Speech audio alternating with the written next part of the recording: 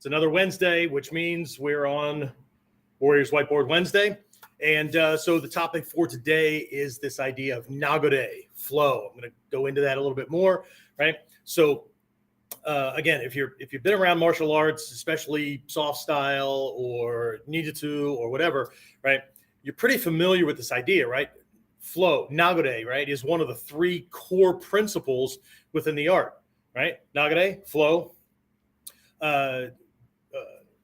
Kotsu, which is essence or the essential nature of a technique, and this idea of Ritsudo, which kind of comes off of flow, but it is more directed toward time, right? Which, again, they're all connected, right? So anyway, let's jump into this.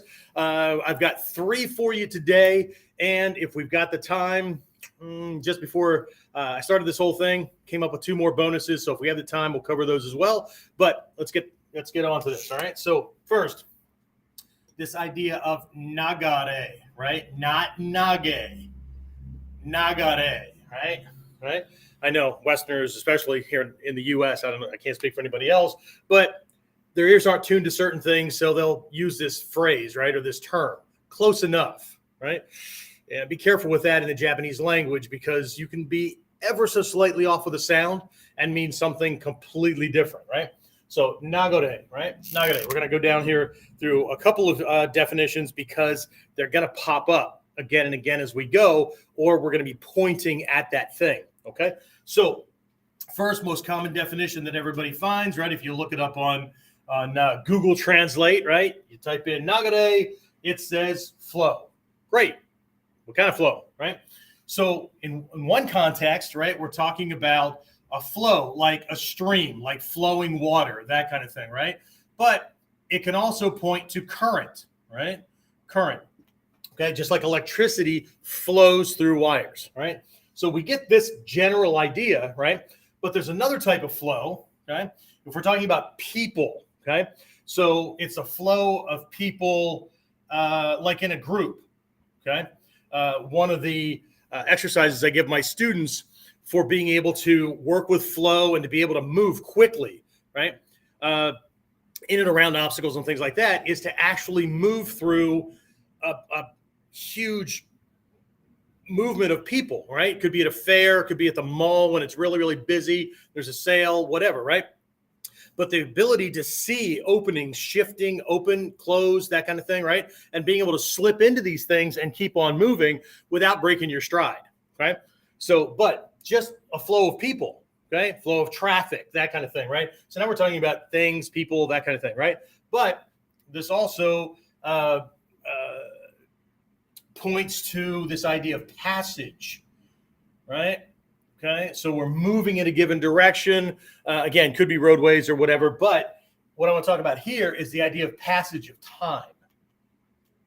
Okay, passage of time. That's another type of flow, right? And these things pop up in a fight, right? I talked about Ritsudo, right? This idea of timing, of sometimes we call it the breath of the fight, right? Ritsudo, rhythm, time. Timing, that kind of thing, right? There's also the idea of, trends. Okay, we see that on Google when we're looking stuff up or whatever, right? Here's what's trending, right? But here in the context of trends, we're talking about changing, okay? Changing trends. One thing morphs into another, okay? Which again leads us into this idea of tendency. Okay, tendency or tendencies, right? So all of these give us a different way to kind of approach this idea of flow, right? If we're looking at tendency or tendencies, right? What are ours? Okay, tendencies can also be called habit patterns. Okay, so it's this process that we run. Typically, habits are subconscious or unconscious, right? But if he can pick up on those things, or if he knows what we're going to do when, because we always do it the same way, well, shit, he doesn't have to follow us. He can just meet us where we're going, okay? Because we're going to head in the same direction, just like following a river, right? The river doesn't jump the banks and just head off in a different direction, right? Just like most people's habitual tendencies, right? Once somebody does that little click whir response to a given thing, I know exactly where he's going. He's going to tell me the same damn story. He's going to make the same excuses. He's going to show up the same amount of time late, whatever it is, right? So we have to be careful with these because they're easily exploitable by somebody who knows. Just like if we're paying attention to our attacker, right? And we've done our research and things like that, right? We researched this martial art or this fight system or whatever. We know that those practitioners have a tendency to hold their body a certain way. They have a tendency to throw punches a certain way, certain types of kicks, that kind of thing. If we know that, then we just meet them where they're going to go, right? What they're doing is helping us by narrowing down what we have to watch for. Okay, does that mean they might not? I mean, that they're not going to do something out of context? No, of course not. Right? But here's the big thing with your training, right? We want to start with probabilities. Probabilities. And another one in there. Probabilities versus possibilities. Okay? Anything's possible, but human beings tend to be creatures of habit. Okay? If we go and get training, well, shit, that just adds on to it. And anybody that knows, okay? So just like in our Mod 1 program, statistically speaking, in the West, especially here in the States and in Canada, right? Statistically speaking, and this comes right off of crime reports, there are certain types of attacks that occur more often than anything else, right? 95 to 98% of attacks that happen, or that assaults that happen every day, they're the same type of physical attack, and they're easily handled by what we call basics, right? Sorry, I tend to even talk faster than I can handle, right? So what I did with my Module 1 people, instead of just following this ancient, here's the way it's always been done. Well, great, except that people don't dress the same way. People don't act the same way. Attacks look very different, all that kind of stuff, right? So what is the tendency of modern Western attackers, right? Those kind of things. Trends change. Things change, right? Over decades. Does that mean that we don't work the tradition? Of course not, right? But we want to extrapolate the strategic lessons, right? So they can be applied today, right? What are the chances of somebody attacking you with a classical Bujinkan ski, right? Little to none, unless you piss off somebody in this art that's really good at that, and then that's what you're going to eat, right? But I start my students with probabilities because we need to handle that stuff first, right? We want to handle generalities, not exceptions. People get in these arguments all the time online and all that kind of shit, right? And somebody's covering this kind of thing and they keep throwing this shit in, right? I'm not saying that doesn't happen. But it'd be a good idea if we handled this stuff first, right? And again, trends change.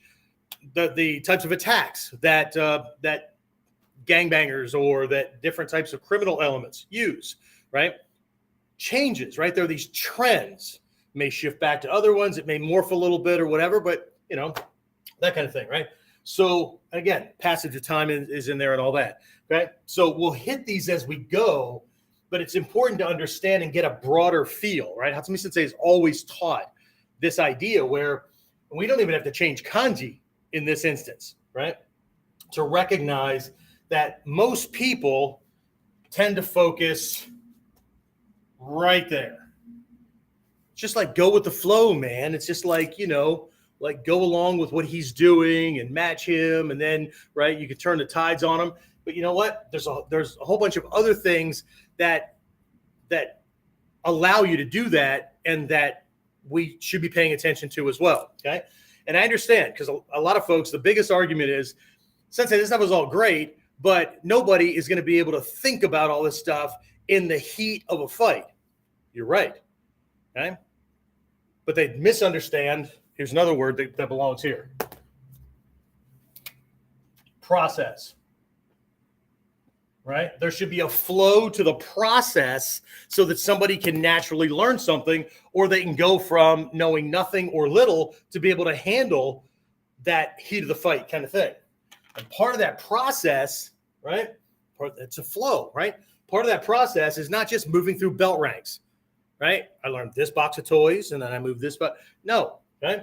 Part of this process is recognizing the fact that we're using left brain, the intellect, to set up training that allows us to experience the things that we need to experience to get into muscle memory so that in those moments when it's a survival situation and this one, the intellect takes a vacation, what comes out automatically, this automatic response kind of thing, is exactly what you want to be happening, right? Which is why in the dojo, we always say the way you train is the way you're going to fight. Okay. Now, we also say the dojo and the technique is not the fight, but the way you train, what you put in is what's going to come out, right? And in the IT world, there's this phrase, right? GIGO, garbage in, garbage out. Okay. You can go through all kinds of things and do all kinds of little training drills and techniques and all that. But if you don't know what they're preparing you for, not that it won't work, it might work. But if you don't know what it's preparing you for, you have a lesser chance of knowing how that's going to apply in an actual situation. Same thing with techniques and all that, right? But if you know what you have to deal with, it's just kind of backwards, right? Okay. Everybody understands this idea of cause and effect. I wasn't even going to cover this, but cause and effect. Okay. Basic premise of karma. Right? Karma is not luck, fate, destiny, and all that other bullshit that people come up with, right? It implies cause and effect, right? Anything that comes into being has been caused, right, by one or more things coming together, right? But if we just do, okay, I'm going to learn these skills and these techniques, I get this belt rank, and now I'm going to put that one away, and I'm going to learn these skills and these techniques and get this belt, and I'm going to put that away, right? That's a cause to effect kind of thing, but it's also a hope-based system. Okay. What I'm trying to do is just go through the store and buy up as many tools as possible, right? Every paycheck. And I'm going to fill up my toolbox, but I haven't determined what I need the tools for. Okay. So most, we call them exoteric based systems or processes, right? The conventional thinking, right? Western academia, right? The way you learn in school, right? Is a cause leading to effect kind of idea. Okay, great. All right. So we're learning all this stuff so that hopefully down the line we can apply it appropriately where it needs to be applied. Okay. But ninjutsu, based on our Mikyo philosophy, right? Esoteric, hidden, secret, that kind of thing, is actually, instead of being a causal based system, it's an effect-based system, okay? And what that means is we look at the problem already, right? We look at these probabilities, right? Or whatever the thing could be, right? Where might I be? In what kind of environment? What kind of person or what kind of fighter might I be dealing with? What kind of size differentials might I be dealing with, right? All those kind of things. How does my body work? And how does the human body work? Doing work, where are its weaknesses, all that kind of stuff, right? So if I start thinking about what I'm going to need to be able to handle, then I can keep this in mind the whole time I'm doing this. Instead of this leading to whatever that might be, other than a full toolbox or, got mine, you got yours, right? We have the picture on the jigsaw puzzle box guiding the work that we're doing because there's an end result in mind. That's a different process, okay? That works this way. And it's actually a double feedback loop, right? Because this is always in mind. And as the teacher or the system or whatever, usually the teacher and the teacher's experience, if they have real world experience, if all they've done is do the same thing you've done and earn this, all they're doing is making assumptions about real world situations, okay? Those of us that have actually been in bad situations and used the stuff that we're teaching, we may not be able to tell you how any given kata that all these other guys on YouTube and whatnot are bragging about. I can do this one. Okay, great. May not be able to tell you all of those, but we can tell you how you better be training with whatever you're doing to get where you think you want to be going. Okay. So process. It's still Nagare, right? There's a certain flow, just like a river leads somewhere. The process that you're following leads somewhere. Okay. So the warning is make sure you drop your boat or canoe in the right damn river because you're going to end up somewhere. You just got to hope that you end up where the hell you plan on going. Right. Well, sensei, it's just all about the ride. Well, then shit, click off of this thing because all you're doing is entertaining yourself. Okay. So anyway, right, there's a lot to this. So if you can try to remember some of these things, passage of time, stream, changing trends, those kind of things, right? Again, if we get to all 5 of them, we'll be touching on just about all of these. Okay. All right. So let's look at types of flow. All right. Because every single one of these, all right, while you're doing the same techniques, you're moving, you only have one body to move. It's yours, right? Right. While you're doing that, the perspective that you hold while you're doing your training determines what kind of abilities, what kind of timing, what kind of speed, all this stuff that you're going to have when you get there. Okay. So again, we'll start with the 3 that I promised when I promoted this thing, right? So 3 base ones. And then again, if I have time, and I'm keeping an eye on the clock up here. If I have time, I got 2 bonuses. So we'll see what kind of time we have to throw in there. Okay. So first one, and I'm going to start even before the go with the flow, right? Whatever he does, man, just kind of match that. Okay. I'm going to start before that because if we screw this one up, good luck. Unless he fights and moves his body the same way you do, good luck. Okay. Because the last thing we want is one of these ground and pound or something one of my teachers used to call it 6-year-olds in a sandbox slap fighting. Okay. They're both throwing shit and just hoping that stuff lands and the other guy gives up or falls down or whatever. Okay. So we're talking about scientific approach, right? Being a tactician and a strategic thinker, not just being another caveman thug who knows some moves. Somebody learned me something. Okay. So the first one is a flow between your own body parts. Okay. So this is your movement. Okay. Sometimes we call this grace. Sometimes we call it coordination, those kind of things, right? Let me give you the reverse or the opposite of this. Okay. I just had a class last night with my my advanced group, and we're trying to cover this idea of speed. And part of the speed thing is not in moving faster than the other guy, because you only have what you have. And you can only move as fast as you can move. And like, I just had my 60th birthday. Okay. So a 20-something probably going to be faster than me conventionally. But there's things that I can do. One of those is I can trim off unnecessary movements, right? I can do more with less. Another thing that I can do is stop winding up every time I move. Okay. And I'll give you an example, right? If the hips, the knees, and the ankles, the 3 most important joints in your body when it comes to taijutsu, okay? If they are stiff and you're moving on these stiff leg kind of things, as opposed to they shift and they carry you, right? You can move your legs underneath your torso, right? Without your torso leading the movement, okay? So I had some guys last night that were trying to go shuffle, that kind of thing, right? You see the flow, right? Everything is still moving in because of you can't see it now, but what my legs are doing, okay? There's a certain weight distribution on that front leg. That's the exact same as a ski that at a certain point, the back leg just wants to come along. There's a connection between the shoulders and the hips that allow that to happen, right?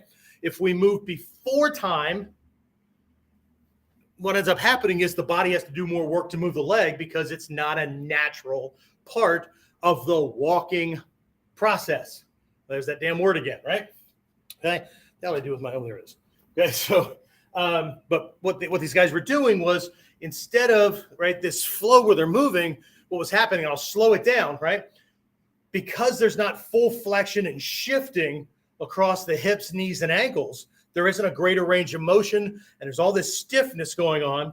What ends up happening is there's this hit and a hit, and watch again, okay? It's almost like the ocean ebbing and flowing kind of thing, right? They're hitting, and then they need to wind up to throw the next one, and wind up to throw the next one, right? Now, there's a certain flow to that, but that's down in that tendency. Remember when I wrote all this stuff down, right? Tendencies, okay? So, but here's the problem. I'm going to talk about this when we get down to number 3, right? Every time I reset to do something else and I'm not filling in that space, it's an opening for him, okay? So imagine yourself, you're at the beach, you're at the ocean, right?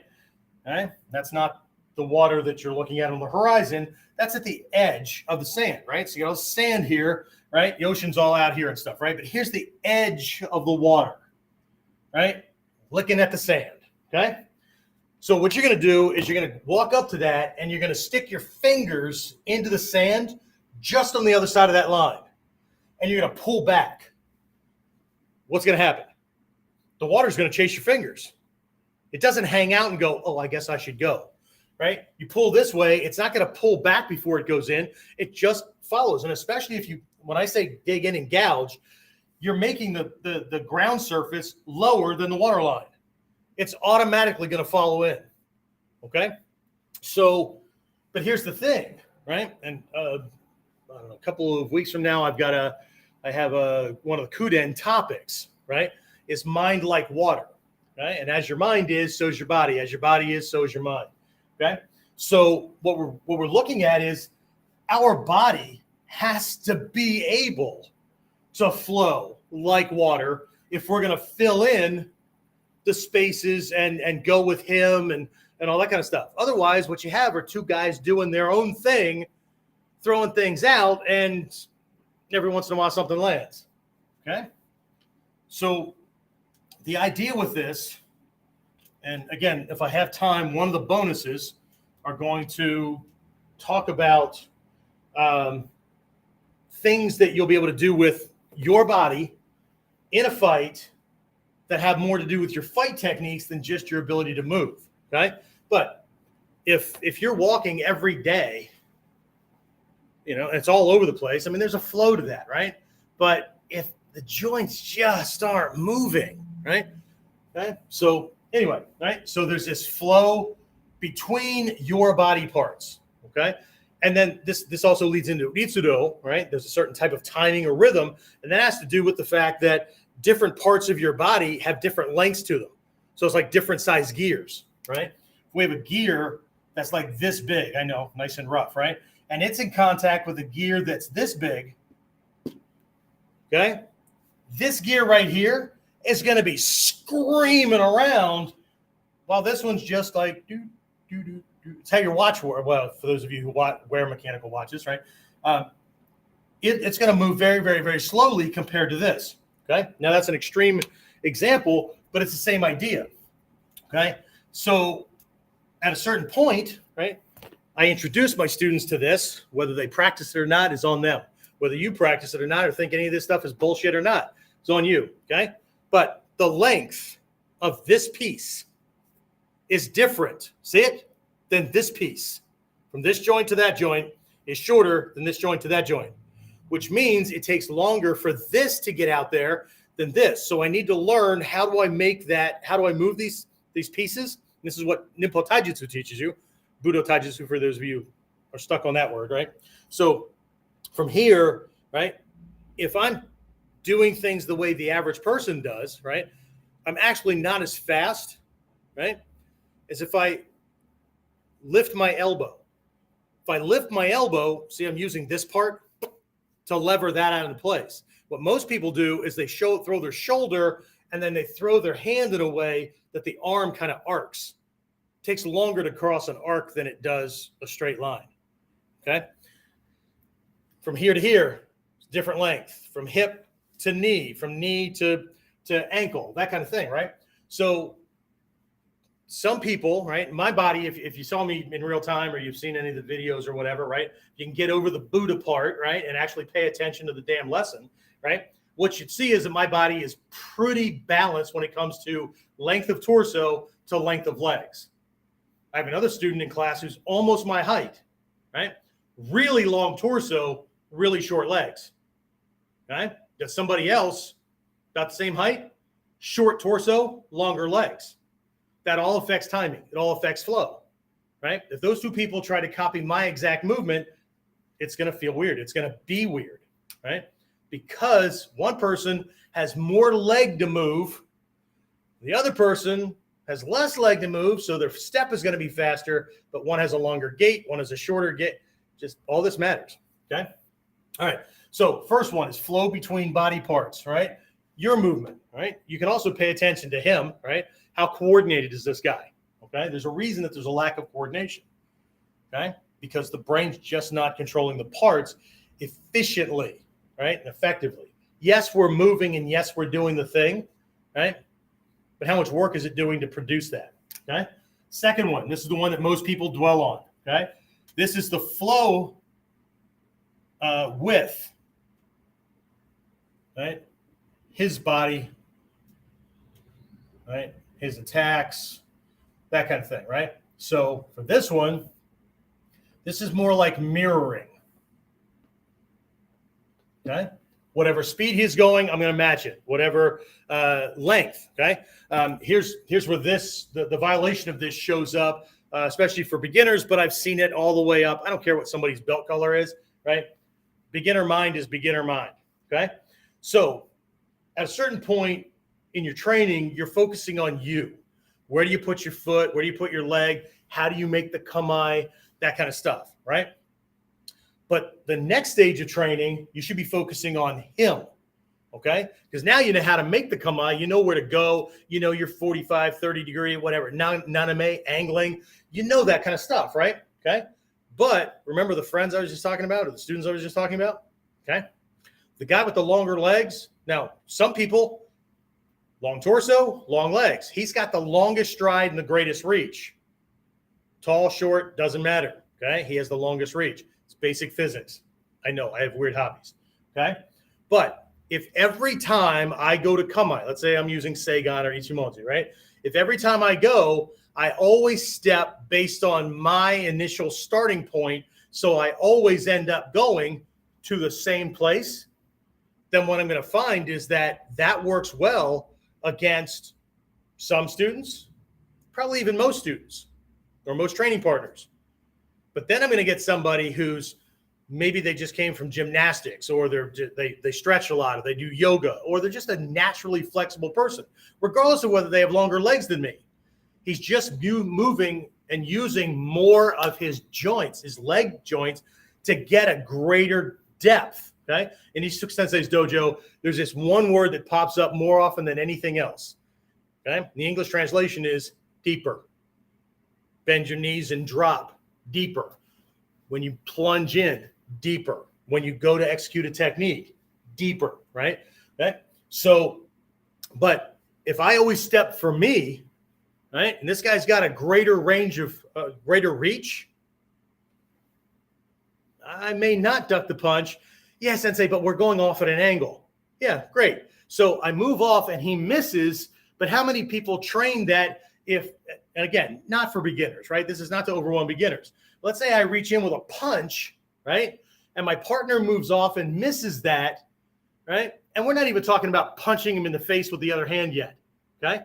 How many people train with, missed with this, but his head's right here. So I'm just going to grab the back of his freaking neck and hold him in place for that next shot. Or I'm going to miss and then pull him into me, okay? Well, see, Sensei, that's not in the kata. No, but it's in fucking real life. Okay, so the kata, again, everybody likes to pass around the memes and Hatsumi Sensei's quotes. They have to buy the books. How many people sit down with freaking notebooks and go through his books or his videos or whatever like he's actually teaching you a lesson? Okay, and not just having you feel good because you bought Sensei's book and you've read it. Well, fantastic. Did you understand it? Okay, this is not about you guys because you're all enlightened. But here's the point, right? He's always said the kata is not the lesson in of itself. It only indicates where you need to start. And I bet some people who are watching it now, and if not now, those who are watching a recording later, as I said that, they actually heard it in their head or were parroting it back. I don't care. The question is, are you doing it and are you acting that way? Does your process, remember the process that was over here? is your process wrapped around that? Or is it just something you heard and learned and you're just parroting back? I've seen my fair share of instructors who, if you just listen to their words, if you just close your eyes and listen to the words, yeah, it's great. But if you watch what they're doing, they're not doing what they say they're doing. I can't help that. Okay. All right. So anyway, right. So this is the mirroring him and all that. Okay. Going with it. Right. So my body has to be able to do this. It has to be able to move freely, adapt, and all that. Right. So when this guy's coming in, if I just jump the kamae, I get what I get. Right. But the guy that's plunging in deeper, I either need to step farther, which is actually caused by sinking, not by falling farther, or not by throwing my foot apart farther, right? And then I need to pull with my hip and knee to ride that off. So the tall guy with a long reach, his fist runs out at the same place that the mid, height, or short guy and his reach runs out. If it doesn't, then I'm not doing this. I'm doing me, and he's doing him, and I'm calling it something else. Okay? Number 3. Okay? Number 3 is you're flowing into the gaps. Okay? The gaps in and around his movements. Okay? Well, I get that, Sensei. I mean, I need to move into a certain point or whatever, right? Okay, we'll talk about that more here in a minute, all right? Flowing into the gaps. But are you matching him? Are you actually taking advantage of the gaps, or are you playing kindergarten student who can only see big things? Okay, so here's an example where all 3 of these go together, right? Let's say this guy reaches out, and we'll do it off a grab for the moment, right? He grabs, right? And I've learned Mushadori. I've learned Onikudaki, so I'm going to do Mushadori, right? So he grabs, I shift, I move in over his arm, I turn, take him down, right? Okay? Great.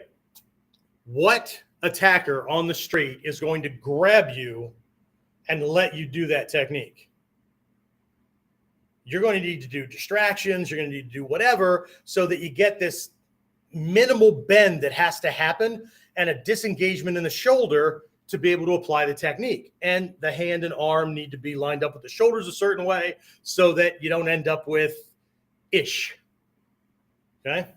All right. So, but what if we understand that I'm going with him? Right? Because one's about me, and I'm attacking his body, but am I really using gaps? Okay? So what if he grabs me and locks down? Because when he grabs me, I drift with that, and he feels like he starts to lose it, so he pulls me into him. Pulls to hold on. See what's happening? I now no longer have to bend his elbow because he's doing it for me. So he grabs, I shift. He pulls me back in because, damn it, he's in charge. Fantastic. I pull back. He pulls me back up. That's when I throw my arm over. Okay? Now he's going to try to do that same punch he was going to do before. And as he punches, I avoid the punch and let this happen all by itself. That's when all these things go together. I'm using a gap that's being created. If I understand this against a grab and pull, then I can catch somebody who's punching and jacking back to punch again. Right? He throws a punch. I do uke nagash, catch his arm, and as he retracts his arm, right, to punch me with the other arm or to punch me with this one again, I just throw my arm in there. Right? And then, okay, that's, again, some of you guys have heard this story. I'll just retell it quickly because it was one of these things where a smaller guy defending against a bigger guy, and it was one of the first times that I ever executed a mushadori against an enraged guy on the street, and I wasn't thinking about the technique. At one point, I thought, "Oh shit, I know this," but I was already halfway into it. Okay, it was just happening, right? I didn't have time to think about doing a technique, right? That would have broken the flow. So anyway, back in my days, military policeman, right? For those of you who don't know, I got in the military as a military policeman on a waiver. I am 5'6" and change. The minimum height, at least back then, for a military policeman in the United States Army was 5'8". Okay, so for those of you doing metric, you just have to convert the imperial. Okay, so in a couple of duty stations, my nickname was Walking Small because everybody else was taller than me. My first duty station, my partner, Randy Ramsey, was 6'5". Okay, lots of jokes about me needing a bodyguard and all that kind of stuff. Anyway, get called to this place one night. Somebody had gotten drunk after earning their black belt, right? Went out with some friends to celebrate. And as they imbibed more, they started knocking their friends around. It was funny at first, but eventually the friends got tired of it and drove this guy face first into a stone walkway, right? Now, of course, he's pissed off because they attacked him, except he'd been pounding on them all night the more he got drunk, right? So we show up, and here's this guy, right? He's taller than me, and he's a bodybuilder. So he's jacked, and he's high on jack, right? Smelled like Lynchburg, Tennessee. Anyway, as I'm trying to calm the situation, he goes into action, right? And there are these jackhammer punches coming in, and I'm fending in Hoko. It's one of the reasons we don't do this, okay? It's great until the ref backs you off, and I get it, you're protecting your temples, but so does this, unless your Hoko is weak, right? But I'm doing this, and all of a sudden I recognize as he's pulling back, and my arm's fitting in to control his arms, my hand slipped past the line of his shoulder. And as I'm ducking the next one, I feel this thing start to happen. And because training is more than just every once in a while with the same techniques, I'd been there before. And my brain went, I know this. And I just turned into it, laid this guy out, ended up with a shoulder dislocation. Not me, him, right? And everything changed. But instinctively, intuitively fitting into these things based on feel, not what you can remember under duress, okay? So this all goes back to my ability to move me well, right? Fluidity, flow, right? Move like water, moving like a stream, okay? The process, part of the process, the training process gets me there because most people ignore this. I know this because when I go to Japan and I see people train in the dojo, they all look good. Everybody's doing their thing, right? And then they change into their regular street clothes and they walk to the train station and you'd never know that they learned Budo or Ninpo Taijutsu because they just go back to whatever, okay? Should be the same all the time, okay? There should be training drills. We have one called Enundo, it's just back and forth, attack to defense kind of thing, which we'll talk about here a little bit more. But how do I fit this in? What's the best time, right? How do I catch him so that he is actually helping me do the technique, right? And I do that by recognizing and identifying these gaps and then exploiting them, okay? Exploiting them. All right, we've got a couple of quick minutes here. I'll throw these things out very, very quickly. I'll give you the two bonuses, right? So hopefully you wrote those things down. And if not, I don't know, maybe my admin assistant, well, he's not an admin assistant anymore. James is actually running the online training program stuff, right? So he handles all the day-to-day admin things. So if you send in any questions that have to do with, I don't know, access to a program or whatever, James is probably going to be the one responding to you, okay? If you're one of my students, it's all that I can do to handle those guys, right? If you're one of my students, then you would have a different email address and you're going to send me training-based questions. But either way, right? So maybe by the grace of all that's mighty, or I don't know, James is feeling nice on a given day, he'll turn that thing there into a worksheet. No guarantees. Okay. All right. So, but you guys have a recording here shortly, so it should be all good. All right. So let's do this. Right. So bonus number one. Okay. Let's go back to my body. My body, the ability to flow back and forth, right, and to be able to move gracefully with coordination, okay? So, again, we'll just do the my body kind of thing, right? Okay? I'm going to give you a couple of subsets in there, right? One is the ability to flow from technique to technique, or from kamae to kamae, or whatever, without this herky-jerky, or without this, oh, that didn't work, and then you got to do the next thing, right? Okay. This is also flowing from tactic to tactic, right? So now we got tactic to tactic, right? So now my punch turns into a grab, or turns into a jutai jutsu kind of technique, or I'm in the middle of a jutai jutsu technique and he gets punched kind of thing, right? An example of that would be, let's see, he punches, I move to uke nagash, I punch his upper arm, and as I punch it, my hand just goes right over the top, and that gets turned into an onikudaki. It's taught in the kata.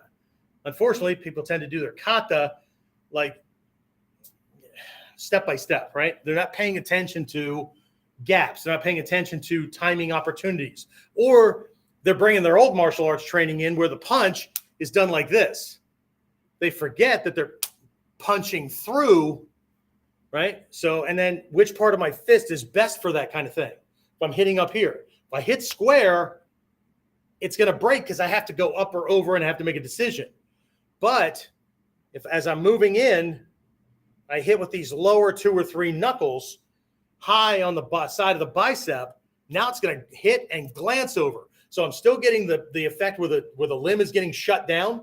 The elbow reflexively bends because everything is shut down up here, right? And then I'm going over and I can just catch, right? That's for Ura Onikudaki, right? If I'm doing Omote Onikudaki, I'm going to hit with the top 1 or 2 knuckles low at the side of the tricep. Same thing, boom, I go under, and then we're snatching it and off to the races, okay? So again, I'm flowing from technique to technique. I'm flowing from my punches turn into grabs, the grabs, right? I end up doing a mushadori and come back around here, and everybody gets it that I can punch with this other hand. But maybe I was starting to do an onikudaki. He throws a punch. I check that, zip on an onikudaki or a mushadori, right? And this hand's tied up. If I let go, he gets his hand back. But can I move in a way that I can still strike this guy, or am I so busy grabbing and wrapping it up that my arm is out of the fight? It can't let go because he'll come back, right? So again, advancing stages, not just how well can you do the kata, okay? That's bonus 1, right? My body, can I flow from one thing to the next, to the next, to the next, okay? Bonus number 2, well, bonus number 1. Bonus number 2, okay? This goes back, this big picture, okay? Long time ago, I did an episode where we were talking about flow, but more from the Ritsudo timing kind of thing, right?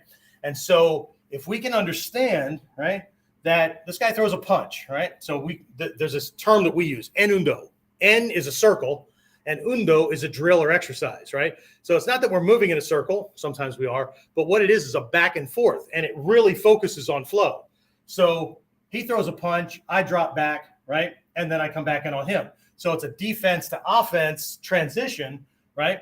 Or I'm throwing something at him, he pulls away and throws back, so I need to head back in the other direction. So it's either defense to offense transition, offense to defense transition, that kind of thing, smoothly, because the way I see most people train, at the end of a punch, their brain disengages. Like, well, that's it. That's the end of it. Now he gets to kick my ass.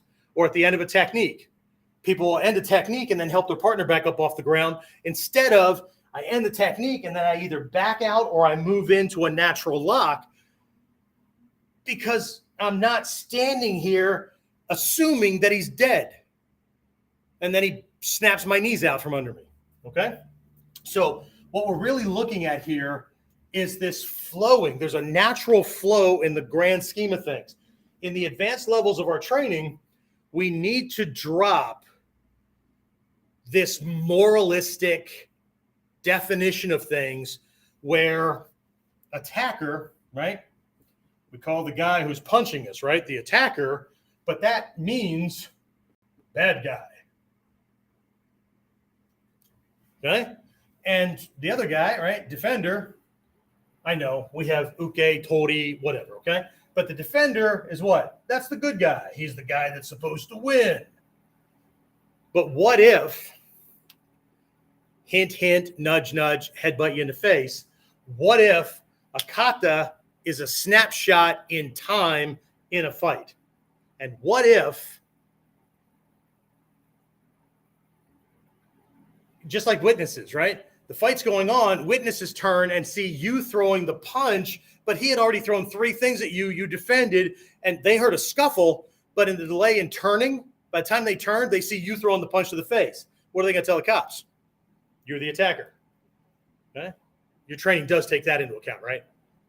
Okay? I'd rather be tried by 12 than carried by 6. Bullshit. Okay? Tell me that when you're getting ass raped in prison. Okay? So anyway, right? Maybe YouTube will, or Facebook will kick me out. Whatever. Anyway, so, all right. We need to drop this moralistic kind of thing. And we need to recognize that the attacker is the one throwing or executing a technique. They're grabbing, they're punching, they're doing whatever. The defender is not necessarily the good guy. It's not that the attacker is not the bad guy and the defender is not the good guy, right? We're talking about a snapshot in time, okay? The defender is the one responding,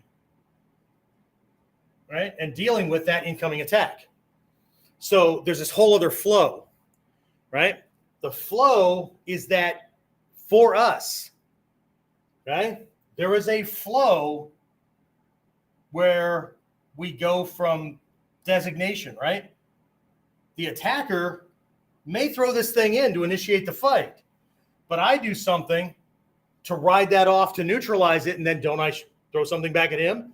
So the attacker becomes the defender, and the defender becomes the attacker.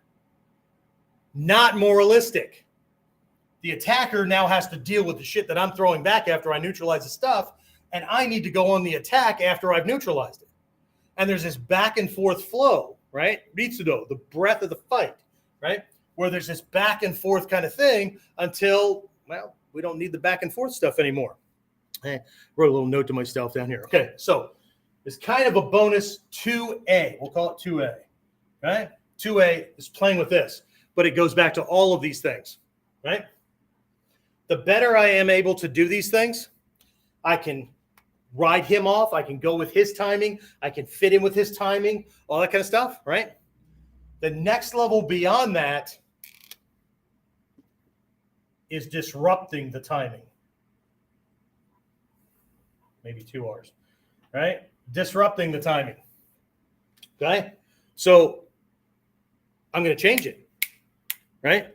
So he throws this thing, and instead of going right back in, maybe I go and then back out again, right? Which causes him to come back. It throws him off, right? I go to do a mushadori, and I press down on it. He defends, right? He locks up and then goes to do something else. But while he's doing that other thing, he can't hold both pressures at the same time, and I go back into it. So I attack the arm as if to do it, knowing he's going to tense up. So as soon as he tenses up, I relax, letting him believe that he's beat it. And as soon as his shoulder disengages so he can do the next thing he wants to do, I catch it again. Okay? It's kind of like a jab kind of idea, except that it's a feint, right? It's do it and then really catch it, right? Because again, this goes back to something I warned my students about from day one. No one in the damn world, except for your training partners, are going to allow you to do this shit to them.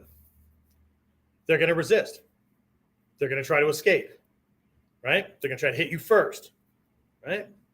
No one's going to let you do this stuff to them. You have to earn every single move, and you need to think about, right? And because in ninjutsu, the whole premise, the whole basis of ninjutsu is this idea of kyojutsu tenkan, right? Kyojutsu tenkan. Kyo, right, is truth, right? Kyojutsu, right? Tenkan, the full term is tenkan ho, right? Ho just means way or method, right? Jujutsu tenkan is flipping truth and falsehood, right? In ninjutsu, if he can perceive what you're doing to be what you're doing, it's not ninjutsu. It's just, I mean, it's not that it doesn't work. It's fighting, right? But he can beat it. So in the moment that I'm doing something, I can never do what he perceives me doing. I can't let him in on this thing. As an example, right, we're set up and I'm moving in. Let's say I want to move in and do a ganseki, right? I want to catch him in this big old throw, right? And so I need my arm under there, but as soon as I insert my arm, this guy's going to close down. It's reflexive, right? He doesn't know if a shot's coming into the rib or I'm just sticking my arm in. All he sees is this reach. He's going to cover. But the same movement, if I move with my knees to insert this and I press against his other arm or grab the muscle or whatever, his brain's going to go to the clear and present danger. And he's going to move his head over there, not just his eyes. He's going to move his consciousness over there, and he's going to work to defend against that obvious thing. While he's working on that, just like a ninja throwing a rock to get the guard to go somewhere so you can sneak into the gate. Stop reading history things like it's just a neat story. It's the same damn tactic. I throw a rock, so while he's busy dealing with checking out the rock, my arm gets to slip into place. And now as he realizes that's not it and turns to punch me in the face, I shift and the throw happens all by itself. Okay? Kijutsu Tenkan. Right? But this relies on as well because you're flowing back and forth and shifting, right? The process is to shift back and forth between truth and falsehood so he never knows what's real. Never knows what's real. Okay? Anyway, I pushed it a little bit far today, but you were worth it, right? So gave you 5 things there, 3 primaries, 2.5 bonuses, right? Because this is a whole lesson in of itself, right? Being able to disrupt his timing, being able to change your timing, right? There's ways to roll when you're rolling that if you do 1 or 2 little things, you can actually speed up your roll right in the middle of it so you come out of your roll faster than his brain calculated based on the way you went in. You can change direction, all that kind of stuff, right? It's your ability to make adjustments, okay? So flow, stream, current, process, all these kind of things, right? But I need to first be able to do it with my body. Of course, I can be working on these things any way I want. I need to be able to do it with my body so that I can do it against his body so that I can then take advantage of holes that happen based on his extension and retraction movements, right? And then we just keep on moving. All right, so that's it. If you want to see some examples of how this stuff works and you're not already in my Ninpo Master class where these guys hop on Zoom training here at the dojo and do virtual training, right? If you're not in that, you can go to this link that's right down here, right? Friday virtual training, $4.99, $4.99, right? For a 75 to 90-minute class. It'll happen this Friday. Even if you can't make it, you still get the recording, right? Everybody gets the recording that shows up for the class or that signs up for the class, right? And we're going to do some examples of many of these things, right, in physical form. So, but even if you don't want to show up for that kind of stuff, now you should be able to look at the YouTube videos that you like to binge, right? Or just take this and wrap it into your training so that you can start playing around with these different areas. All right, that's it. Hope everything was good, right?